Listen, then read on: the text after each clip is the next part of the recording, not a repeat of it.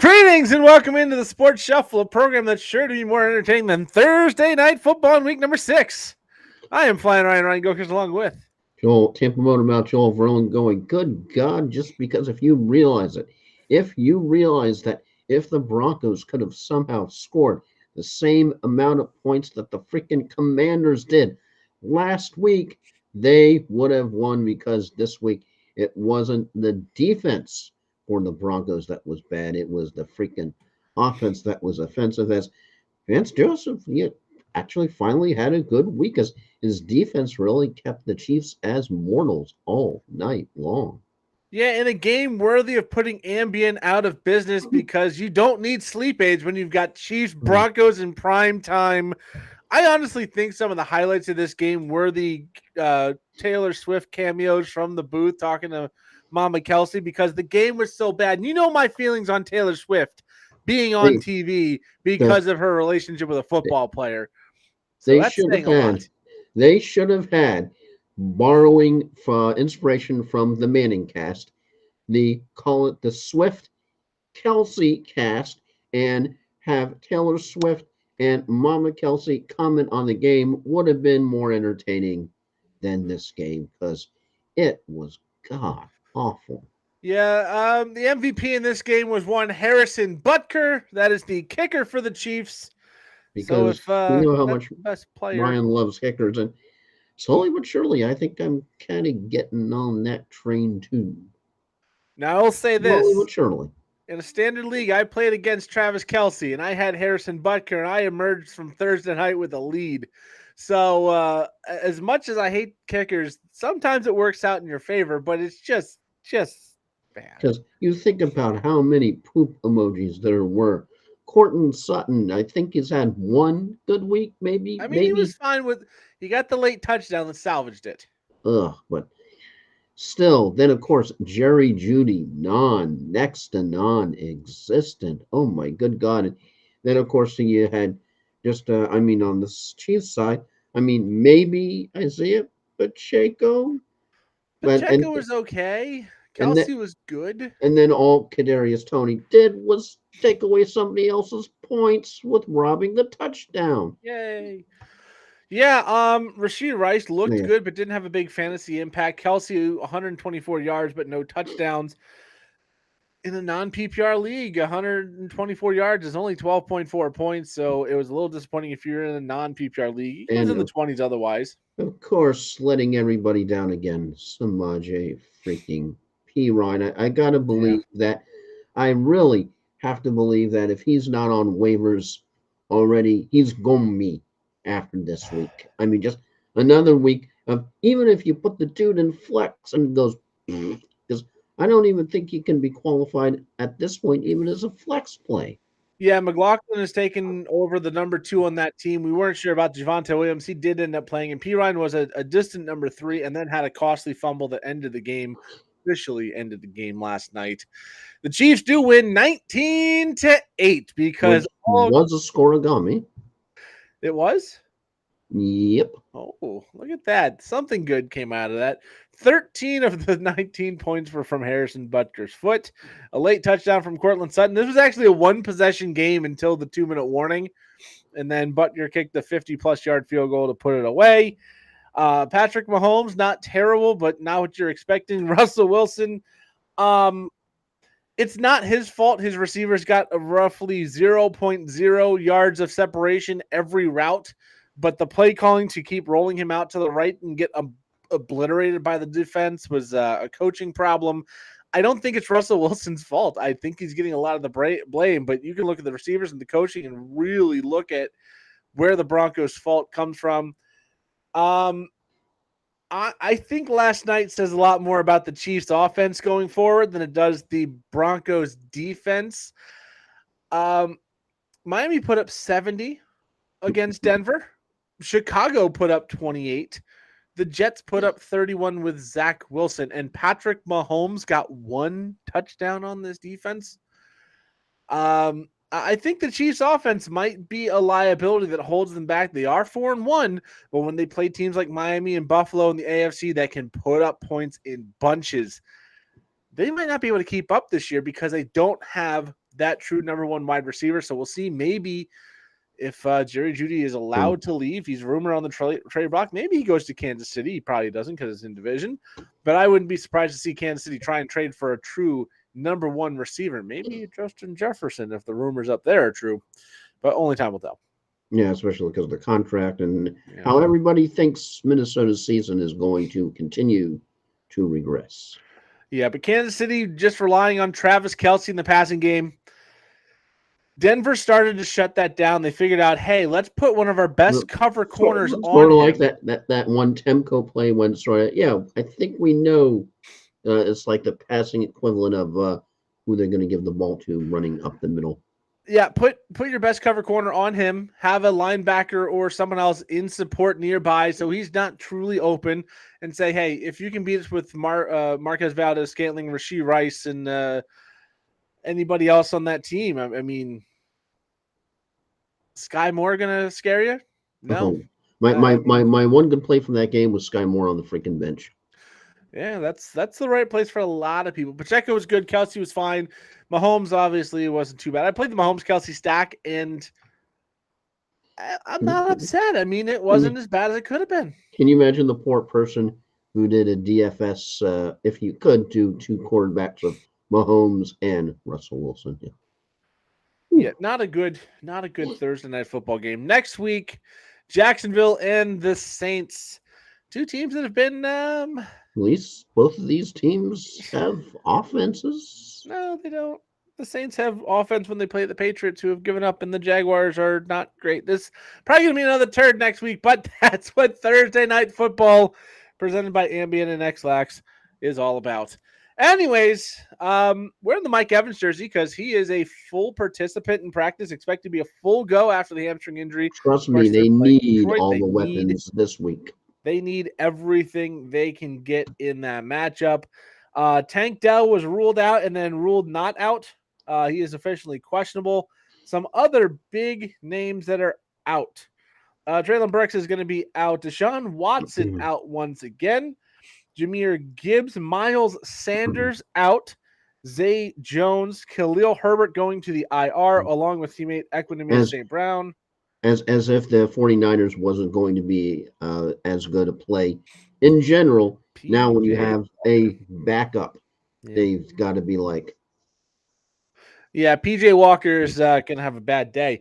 Roshan Johnson, Travis Homer, both out as well. Juwan Johnson.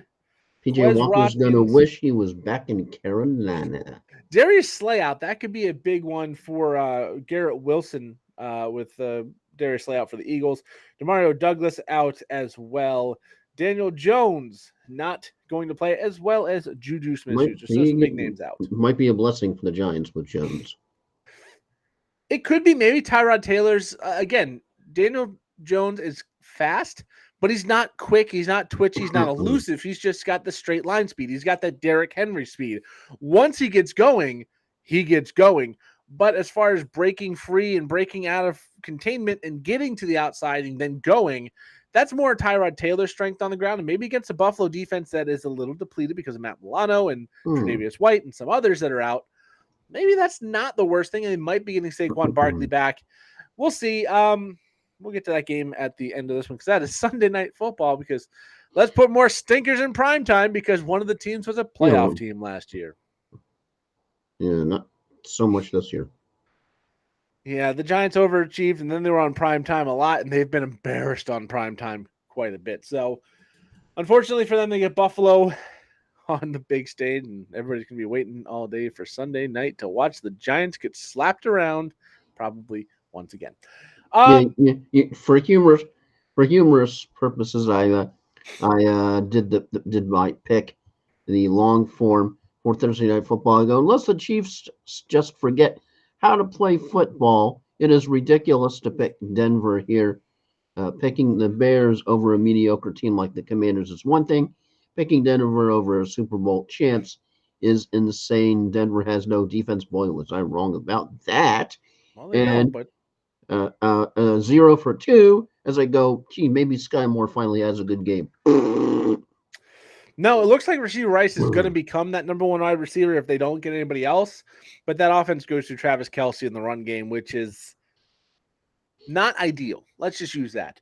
Both Joel and I get the free space on Thursday Night Football with the win for Kansas City.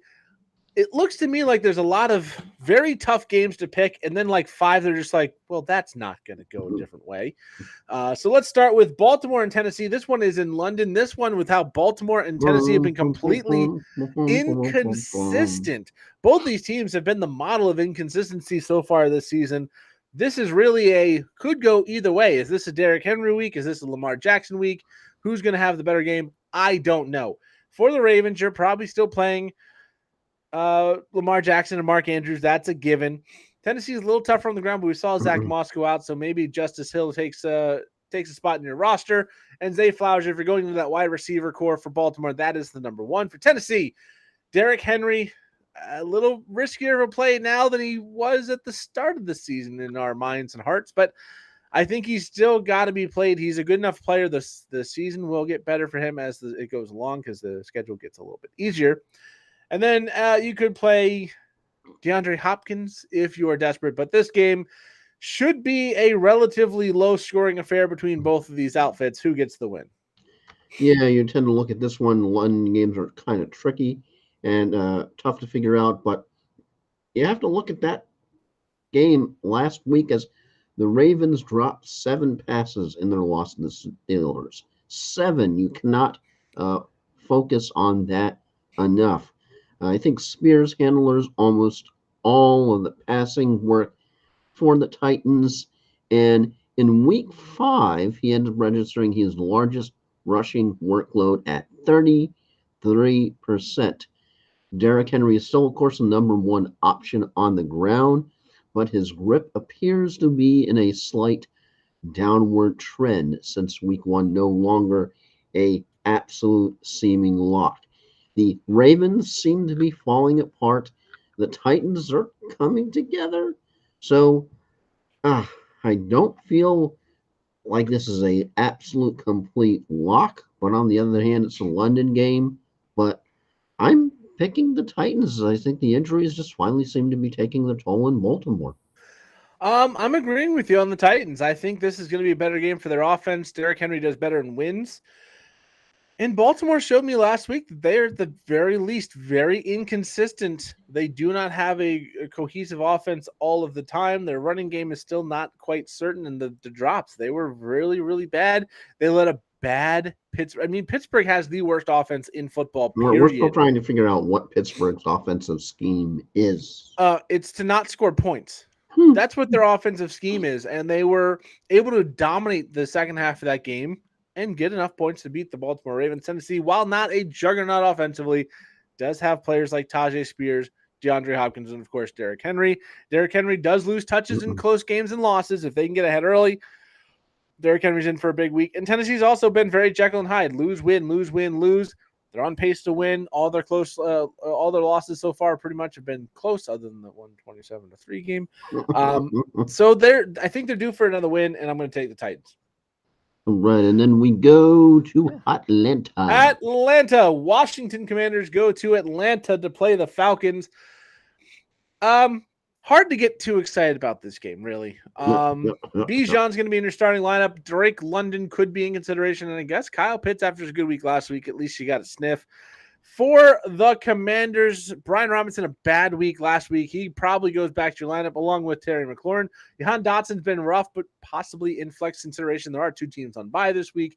And Logan Thomas coming off a very big week for the Washington Commanders against the Bears. Probably sneaks into some lineups, especially with the uncertainty to a couple of the tight ends, Njoku and Laporta. It looks like both should be able to play, but you never know. They're probably going to be at least in consideration for Logan Thomas. Atlanta. Desmond Ridder has never lost a home game. Does it happen this week? Yeah, because you're just looking at this game once again, trying to find some kind of motivation here, as it's tough to pick the Commanders after they lost and badly to the Bears. That game was not as close as the score tended to indicate. Atlanta has been very competitive in the game against the Texans. And if Ridder can somehow flip the switch against the awful Commanders, I think they'll have a lot of positive and on that unlike that other word. A lot of positive momentum heading into the Raymond James for week 7. I'm more confident about picking Atlanta than I am picking Washington. I think there's a true toss-up, and I'm going to take the Commanders. I think they have more offensive weapons in Thomas, in Robinson, in McLaurin, and yes, in Johan Dotson. Also, they've been hitting some of their depth receivers with like Jamison Crowder a little bit too often to be ignored. For Atlanta, the offense is just really, really bad. Chicago, their offense started to heat up in the last couple of weeks, so maybe Washington was as surprised as the rest of the country was when they showed up in Chicago with the butt kiss loss on the same day. I think came into that game with a little bit extra. So I'm going to take Washington in what's probably going to be another 21-20 style of game, and they get the win.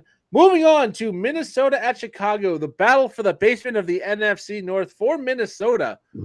No Justin Jefferson, who is on IR. What that does to this offense could be very crippling. It could be something where you move KJ Osborne into that role, which is what they're saying they're going to do, and it moves on at 80% and you're happy. It could be very, very bad for the Vikings. Now, Kirk Cousins has been too good, and Chicago's defense has been too bad to bench. He's going to be in your starting lineup. In most situations, you may have two quarterbacks like I do in the Mega Bowl, one being Joe Burrow, and Joe Burrow sucked, so then I picked up Kirk Cousins. So I might probably not play him. But this is tough because you don't know what Alexander Madison's going to do. He's had a fumbling problem, and now without Justin Jefferson, you got to think the Bucs are going to be a little more packed to stop the running game.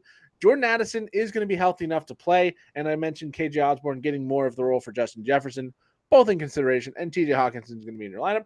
For Chicago, Cole Kmet, the tight end, has to be in your lineup, along with DJ Moore and Justin Fields. DJ Moar. Yeah.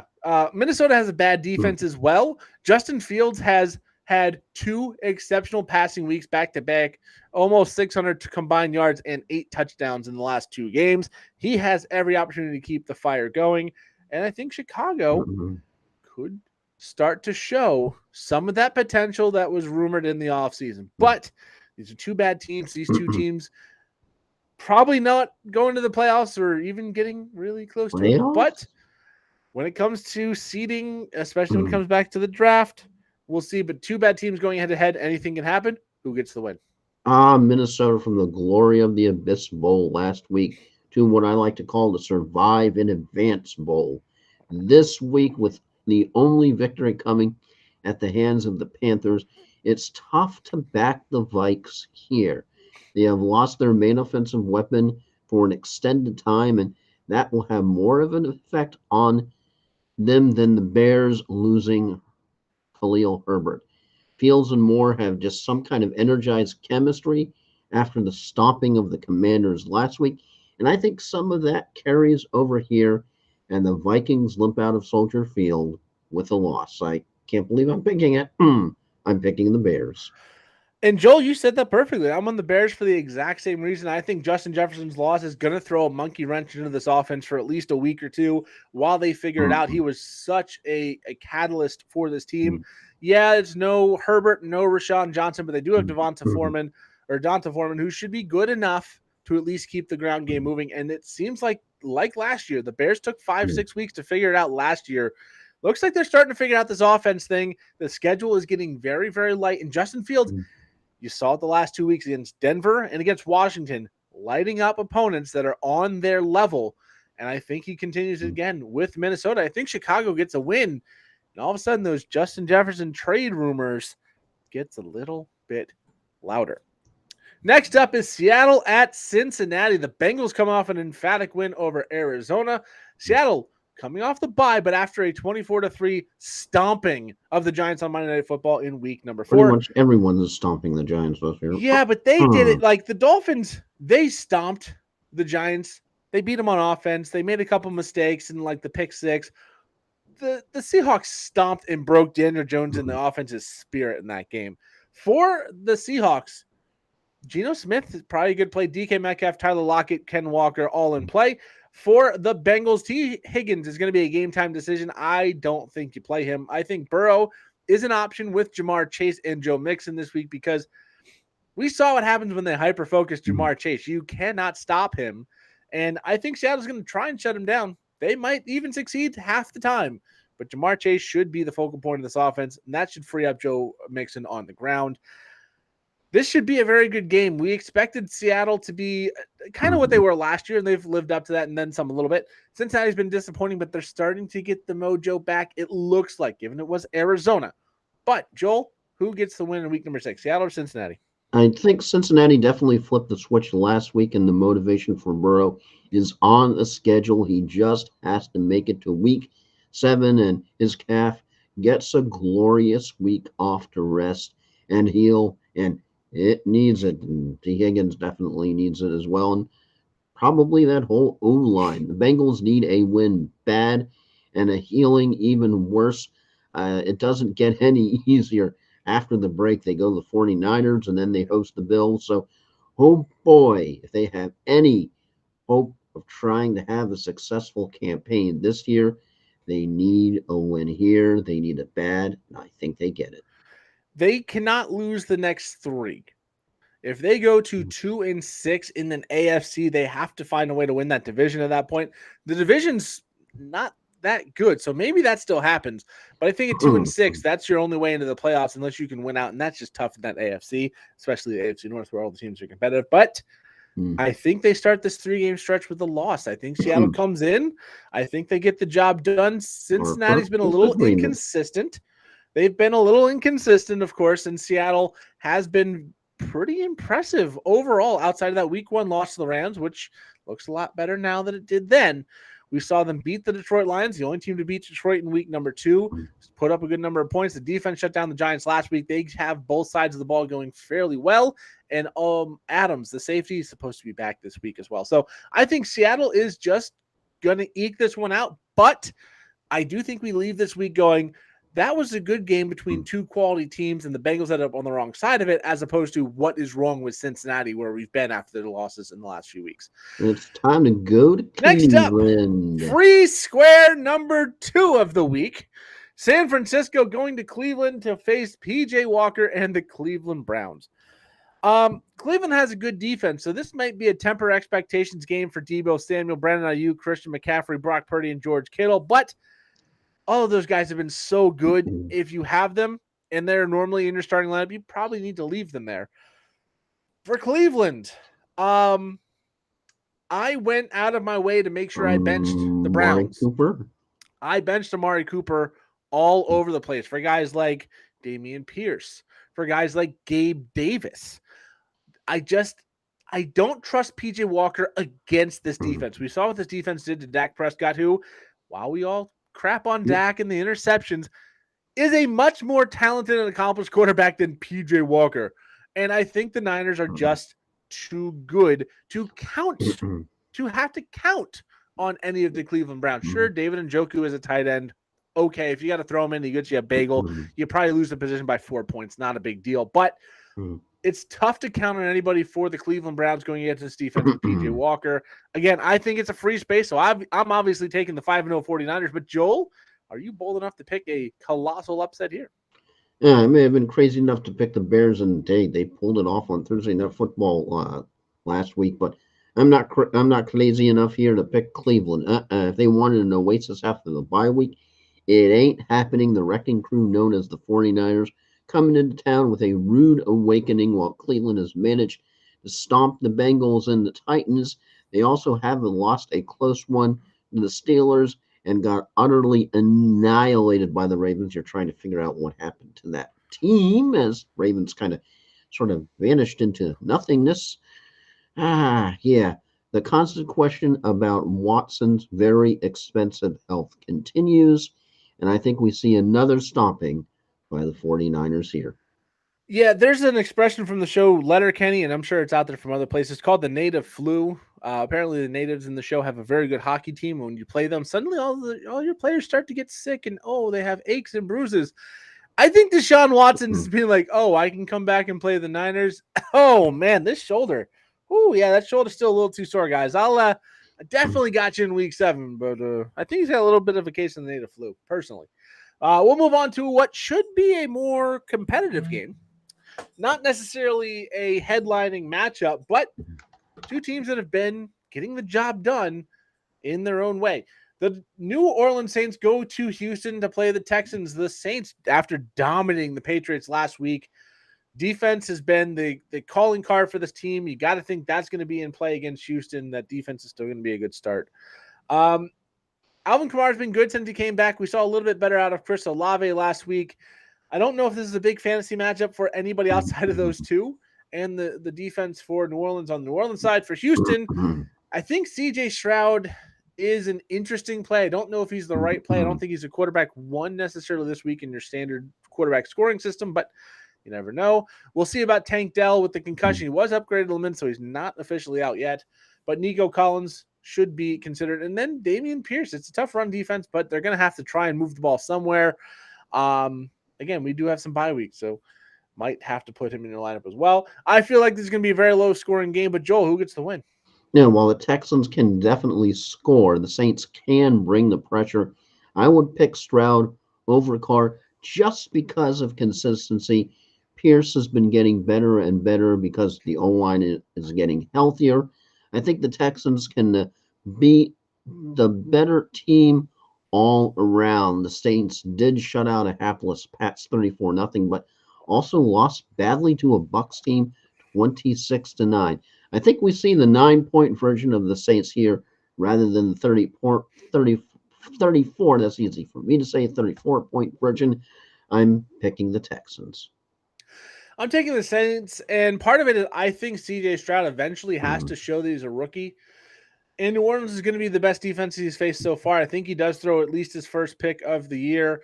And in a low-scoring game, I think the defense, you want the better defense, and I think that's New Orleans. So I'm going to take the Saints here and move on to a battle for first place in the AFC South. The 3-2 Indianapolis Colts against the 3-2 Jacksonville Jaguars. The Colts coming off a win over the Titans with backup Gardner Minshew leading the way in the second half. And the Jags coming off a London double sweep, or double win, double-header sweep, I don't know, in London, beating the Bills in the second one, coming back over. Bus sweep? Yeah, pretty much. Back to the U.S. So for the Colts, they have said Jonathan Taylor is going to have more work this week. What that means, I don't know. He was on the field for 10 snaps last week, so we know it's going to be higher than that. I do think this gets close to a 50-50 split this week, and then in the weeks going forward, Jonathan Taylor is going to take over the job full. But interesting split between him and Zach Moss this week. It's one of those you can bench both or play both. Really depends on your roster. You know it better than we do. I do think Gardner Minshew is an interesting daily play or a streaming option. And I think Michael Pittman and Joshua Downs have to be at least considered in some deeper leagues. For the Jaguars, Trevor Lawrence has been bad. I don't know if this is a good matchup for him. I don't think it is. Travis Etienne, he's going to be in the starting lineup, and I think Calvin Ridley could get at least one touchdown and salvage a good day. Evan Ingram at tight end is going to be in the roster in the starting lineup as well. Battle for first place. Who gets the win? Yeah, Jacksonville almost yacked that London game away against Buffalo, but Indy has lost Richardson for a while, and Lawrence in the battle of the QBs as it's time for Minshew Mania in Indy. ETN has definitely switched on since last week, and that ETN Lawrence is more dependable combo as opposed to the Minshew Taylor combo. JT, of course, coming off of the injury, and Minshew gets his debut. So I think the London hangover might cause Jacksonville to miss a step or two, but it's hard picking Indy here because you have Trevor Lawrence, who's been installed there as the main man behind center, while they're good or definitely pedestrian some weeks, as opposed to a whole different change at quarterback with a whole new personality and a new chemistry. Picking Jacksonville. I'm taking the Colts, and it's mostly that 2 weeks in London hangover coming back. They did not take the bye week like most teams would have after 2 weeks out of the country. And coming off of Buffalo, I mean, we saw Buffalo after that Miami win come out a little bit flat against Jacksonville. Beating a team like Buffalo, I think, can get you a little more feeling your own vibes too much. And I think they're going to come back and just be a little bit flat. Gardner Minshew does have an it factor that gets teams going. And I just kind of think that the Colts steal one here, as the Jaguars are not quite 100% coming back. And aren't the Colts really good in Jacksonville? That's where this game's at. Next up, free square number 3 of the week. Carolina at Miami, the winless Carolina Panthers against the best offense possibly in NFL history, at least for the first 5 weeks. So for Carolina, it's going to be Adam Thielen. Miles Sanders out, so maybe Chuba Hubbard as well. For the Dolphins, light them up. Tua, Waddle, Hill, Mostert, all can be in your starting lineup this week very comfortably. I don't see a case to be made for Carolina. I'm not going to be the one that makes it. I'm taking Miami. Very obvious, and I'm a Dolphins fan, so it'd be hard for me to pick against them in this matchup. But Joel, do you see something different? Heck to the no. All I'll say for this game is I'm going back to Miami, going back to my girl. I'm picking the Dolphins. Yeah, it's hard to see this offense losing to whatever you want to say. Anything happens to Thielen, Panthers is El Screwed. Yeah, not great. So we move on to another not quite marquee matchup. New England at Las Vegas. The Patriots have looked terrible the last 2 weeks, losing 72-3 combined. Horrible. The Vegas Raiders, though, do come off the win over the Packers on Monday Night Football. Didn't look great, but Josh Jacobs got the ball moving a little bit more, and he's starting to round back into form. Remember, he missed all of the preseason. He's going to take time. He's starting to finally heat back up. So for this one, for the Patriots, you're going to play end of list, probably nobody. Possibly Ramondre Stevenson and Hunter Henry if you need, but not the best options. I want to see something out of Ramondre Stevenson before I throw him back in the lineups. For the Raiders, you're going to play Adams and Josh Jacobs. That's pretty much it. Not a big fantasy game, so who gets the win here? Yeah, it's hard picking either team, but the Raiders showed some life in that Monday Night Football fugly win with a fugly offense is better than no offense, which is what the Patriots had last week. Well, I do not think that the Raiders can shut down the Pats as skillfully as the Saints did. I think they can at least eke out an ugly win here. I would not be shocked to see another stomping, but as one wonders if the Pats have already given up on this game and the season early, I'm picking the Raiders. Yeah, I'm on the Raiders as well. Like I said last week with the Bengals, I need to see something before I have any faith in the Patriots. And the Bengals came through and delivered. I don't think the Patriots are going to do that. I'm taking Vegas all day in this one. And we move on to what we hope is going to be one of the marquee games of the week. Detroit at Tampa Bay.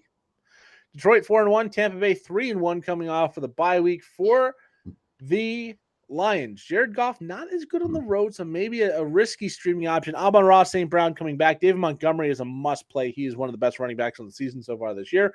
And Sam Laporta did have a little bit of a calf strain, but is expected to play. For the Buccaneers, Mike Evans coming back in full. Him and Chris Godwin should be started in your lineup. You could get squirrely if you need with Baker Mayfield. He's been better than average. And Rachaad White, not an all-time sexy play, but with some injuries and some bye weeks, might be forced into him. So, Joel, I know you're a Bucs fan. Do they get it done? Yeah, it's time to put your big boy pants on, Buck says. Right now, a lot of thought about this game, but it's hard picking the Bucs for me because usually they tend to own the Lions, but this is not the Lions we are used to.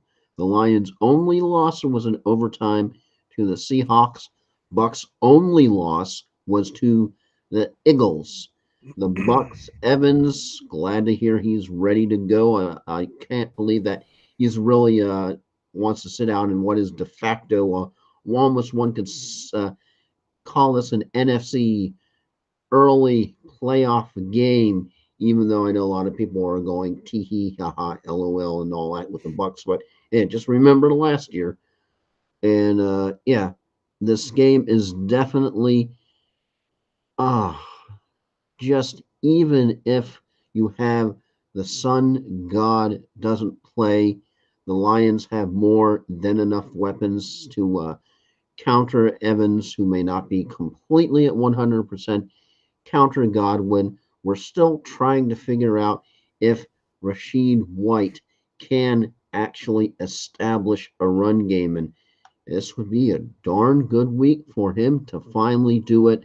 I just think that the Lions have too many weapons, and plus they have a certain wide receiver coming out of a gambling hack. So yeah, I know he's slowly but surely they're ramping up. He's probably going to be on a limited pitch count and not full snap count yet. I just think we've seen too many questions from the Buccos, and the Lions have too many weapons. I'm sorry. I hope I'm wrong, but I'm picking the Lions. I'm taking the Lions as well, and I think it's mostly because they have a better defense. They're going to get in Baker Mayfield's way. I do think there's going to be a better game than you might think, because a lot of people think, oh, we saw Tampa Bay play Philly. They weren't really competitive in that game. The score said it was 2 touchdowns, but it really wasn't that close. I think Yeah, this that could was be a fairly high scoring game, but I think at the end of the day, the defense gets the job done a couple more times for the Bucks. Lions. Bucks defense is That's good. It's just a shell of its former self. Yeah, I just think the Lions get the upper hand on defense a couple more times, and that's what decides the game. I hope I'm wrong, but I just don't feel it this week. Detroit was my preseason Super Bowl pick out of the NFC, so it's hard for me to believe a team like Tampa that we thought was sure competitive in their division, but not a real title threat, is going to put it to the Lions. So I'm going to take the Lions. Next up, Okay. Arizona. Yep, time to go way out to the other coast. Yeah, Arizona at the Los Angeles Rams. Arizona's going to be without James Conner, so I think you bench both running backs that are in place of the backup, because you don't know who's going to be the starter, who's going to be the backup out there. Hollywood Brown dealing with some illness. I think he's going to be available to play. If he is, you play him and Zach Ertz. But that's about it for the Cardinals. For the Rams, Puka Nacua, Kyron Williams, and Cooper Kupp all have to be played. Matt Stafford could be a good streaming option in this one. And Tutu Atwell is going to have a couple games where he steals a touchdown, steals a couple targets, and has very good games. So if you're in a very deep league, he is valuable as well. The Rams look like a team that could get it going. They stood toe-to-toe with the Eagles last week, but did come up short. The Cardinals still look like a team that's trying to figure it out, but they've been better than advertised. Who gets the win? Yeah, definitely not as sexy a matchup since we're talking about the Cardinals here. But if Rams get cut back, and he always was back, he was already back last week and probably went off on a bench or two.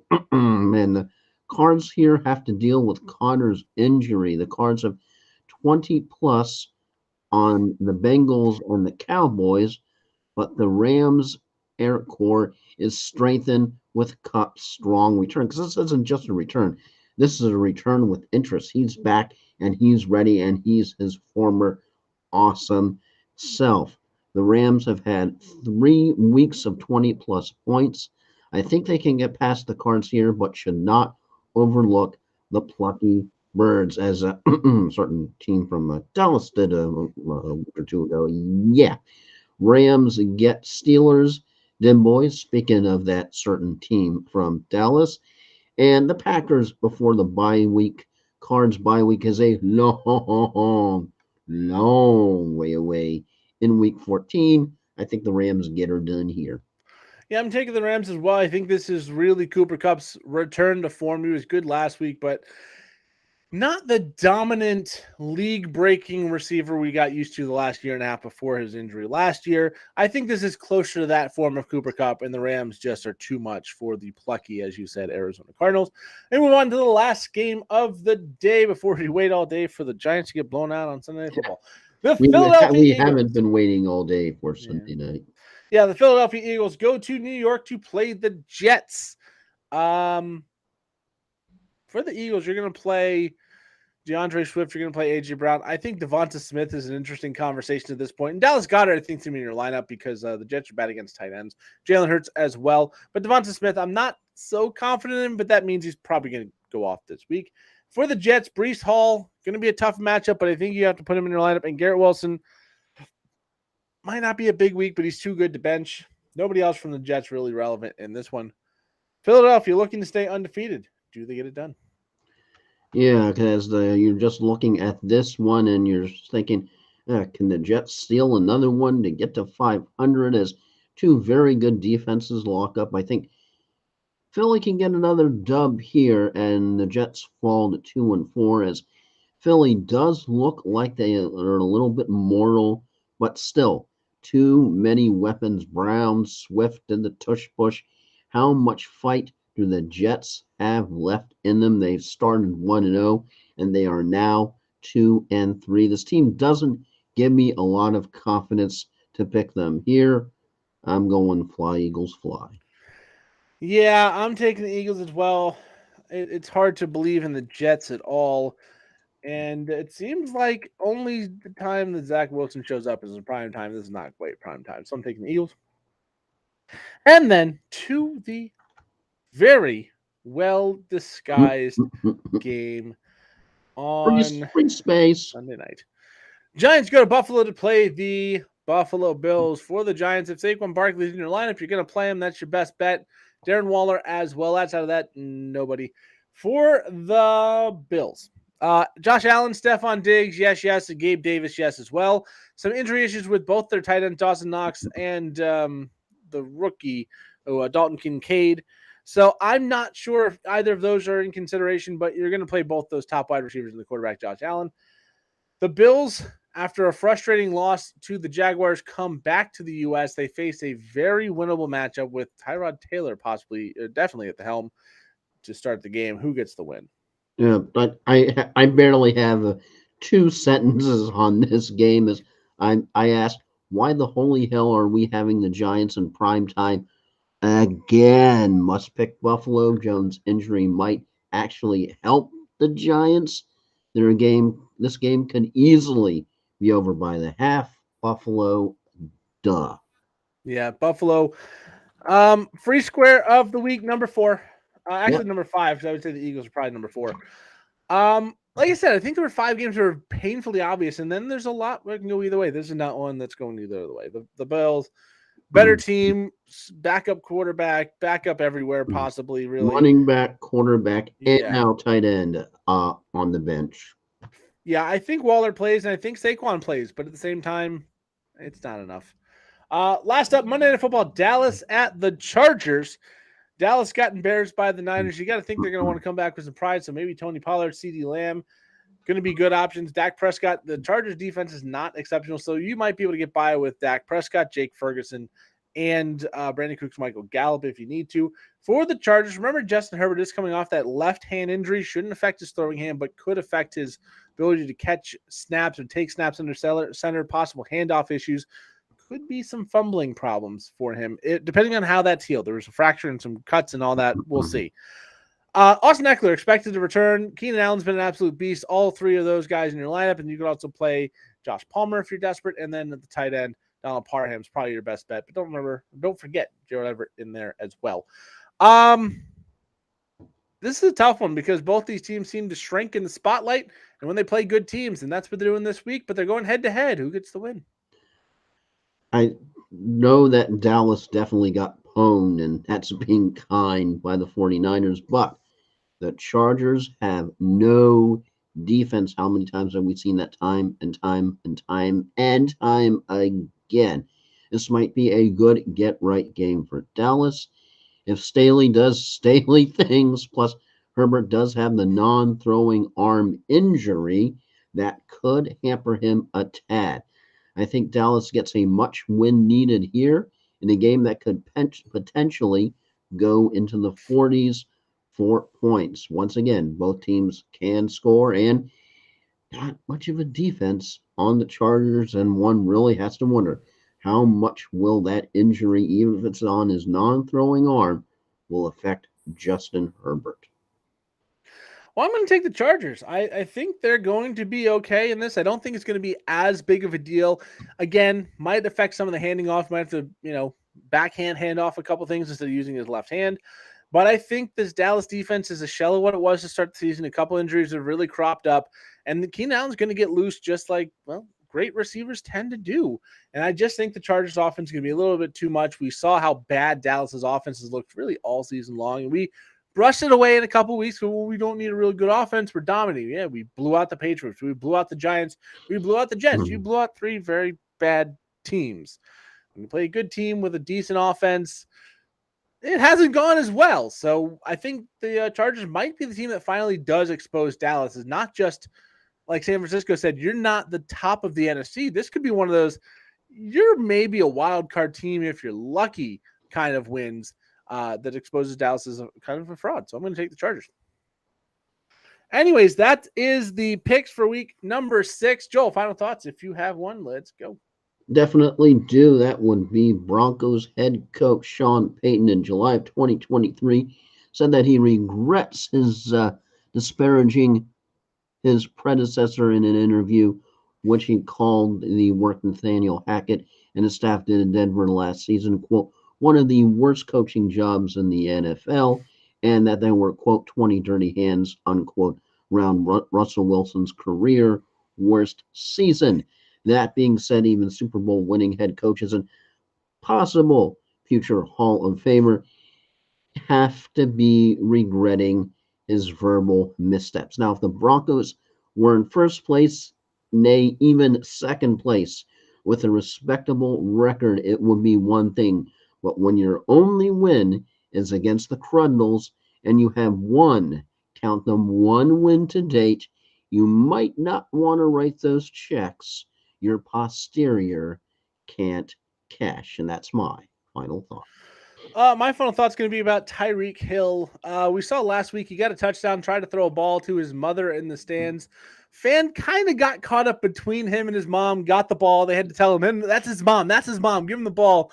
He did give the ball to the mother, and Tyreek Hill earlier this week found out who that fan was, surprised him in a restaurant, handed him a signed football, a jersey, and some other memorabilia to say, hey, thank you for, I understand the situation. You didn't know who was there, but thank you for doing the right thing, giving the ball to my mom. I want to show you that not only is there no hard feelings, but we are happy you were there. We've heard a lot of bad things about Tyreek Hill with some of the goings on behind the scenes in his personal life, but On the boat. yeah, that and some others. But Oh, it shows that Tyreek Hill, when it comes to at least this situation, can be a good guy. Go out. I don't know if anybody from Miami said, hey, come do this, but just he don't went ask out of him the way to about find the guy. his And future career choices.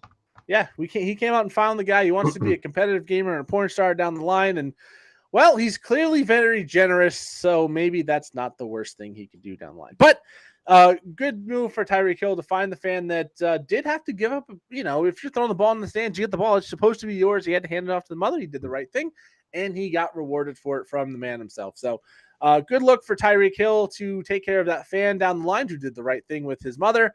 And that is my final thought, posting That's, some good things on yeah, social media for yeah, once. that's the better than the Giants player calling fans what was it, the hot dog flippers and hamburger flippers, I think. It was Yeah. yeah, definitely a much better look.